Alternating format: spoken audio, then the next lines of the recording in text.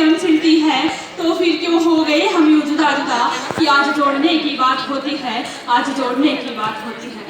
आदरणीय अध्यक्ष महोदय, निरीक्षीर विवेकी निर्णायक मंडल और प्रमुख श्रोतागणों को मेरा सम्मान भरा नमस्कार। महोदय, आज इस मंच पर खड़े होकर एक युवा होने के नाते मेरी यह जिम्मेदारी बनती है कि आप लोगों तक विकसित राष्ट्र का अर्थ आप लोगों तक पहुंचाऊं। विकसित राष्ट्र, एक ऐसा राष्ट्र जिसमें स्वास्थ्य सेवाएं सुचारू रूप से काम करे, एक ऐसा राष्ट्र जिसमें सरकारें भ्रष्टाचार से मुक्त हो, जिसमें सरकारें पारदर्शिता के साथ काम करे, एक ऐसा राष्ट्र जिसमें गरीबी और अशिक्षा जड़ से खत्म हो जाए, एक ऐसा राष्ट्र जिसमें आर्थिक तंगी के चलते कोई भी व्यक्ति शिक्षा से वंचित न रह जाए। महोदय, आज भारत विकास की इस पैरामीटर को पूरा करते हुए अपने विकास की ओर आगे बढ़ रहा है और आगे भी बढ़ता रहेगा। महोदय, जब मैं समय के पन्नों को पलटकर हमारे इतिहास की बात करूं, तो ये भारत जगत गुरु था, विश्व पूरा पूज रहा था, भारत की गौरव गाथा भूमंडल में गूंज रही थी। वो भारत जिसने दुनिया को सुनने दिया, वो भारत जो जन कल्याण से जगत कल्याण का निश्चय रखता है, वो भारत अगर ठान ले तो 2046 तक विकसित क्यों नहीं बन सकता। हाल ही में हमारे प्रधानमंत्री जी ने 2047 तक भारत को विकसित बनाने का लक्ष्य रखा है और उसके लिए उन्होंने 5 प्रणों की घोषणा भी की है। उनके अनुसार जब देश इन 5 प्रणों को आधार बनाते हुए विकास की ओर आगे बढ़ेगा तो 2047 तक निश्चित रूप से एक विकसित राष्ट्र के रूप में उभरेगा। हमारा पहला प्रण आता है विकसित राष्ट्र का निर्माण करना। महोदय, मैंने और इस सदन में मौजूद प्रत्येक श्रोतागणों की विगत कई पीढ़ियों ने यही पढ़ा होगा कि भारत एक विकासशील राष्ट्र है जो विकसित होने की कगार पर खड़ा है। आज इस अवधारणा को बदलने की जरूरत है। आज देश के युवाओं को मेहनत, लगन, कर्तव्य निष्ठा के साथ काम करने की जरूरत है। आज देश में सांप्रदायिकता, जातिवाद, भ्रष्टाचार, गरीबी के स्तर को कम करने की जरूरत है। महोदय, हाल ही में हमारे प्रधानमंत्री जी की आर्थिक सलाहकार परिषद ने भारत को 2047 तक हाई इनकम नेशन बनाने के लिए एक रोड मैप पेश किया है, जिसके अनुसार अगले आने वाले 25 सालों में भारत की अर्थव्यवस्था 20 लाख डॉलर की हो जाएगी और देश की जीडीपी 7 से 7.5% की दर से ग्रोथ रेट पकड़ेगी। महोदय, अगर यह ग्रोथ रेट मेंटेन रहती है तो इससे देश की प्रति व्यक्ति आय भी बढ़ेगी और देश के हर क्षेत्र में विकास पहुंचेगा।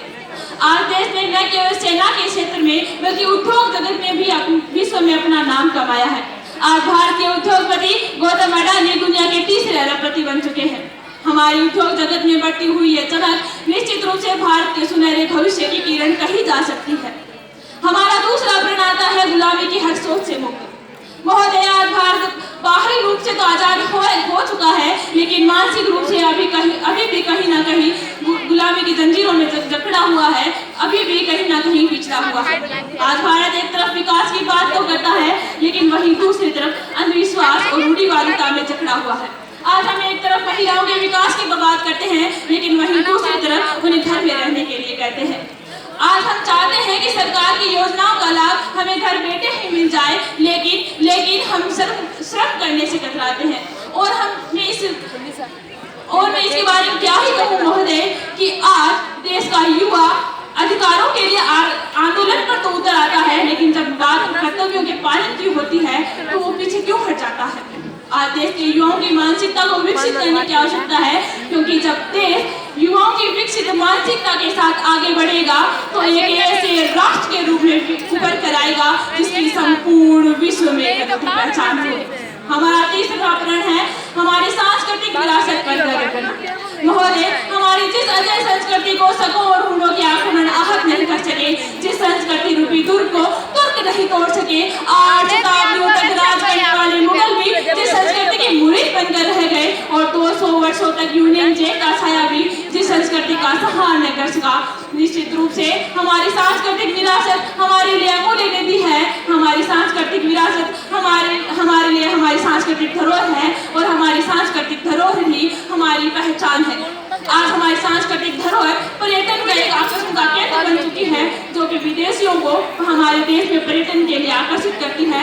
और हाल ही में महोदय आप देखिए कि 2022 की अर्थव्यवस्था में पर्यटन का योगदान 15.60 ट्रिलियन रुपए का। हमारा चौथा प्रण आता है एकता एकजुटता को बनाए रखना। महोदय, ये तो आप हम सब जानते हैं कि एक लकड़ी की अपेक्षा लकड़ियों का गट्ठा अधिक शक्ति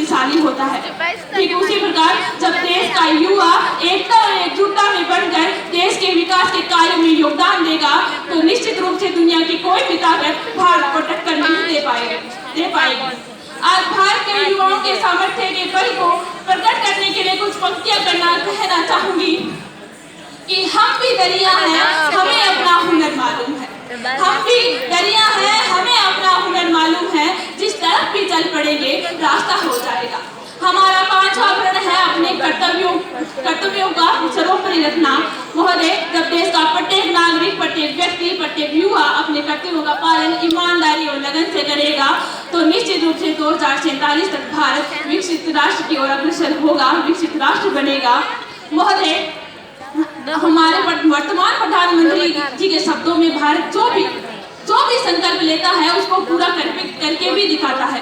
और ये केवल कहने मात्र की बात नहीं है, हाल ही में चंद्रयान 3 की सफलता इस बात की प्रमाण देती है।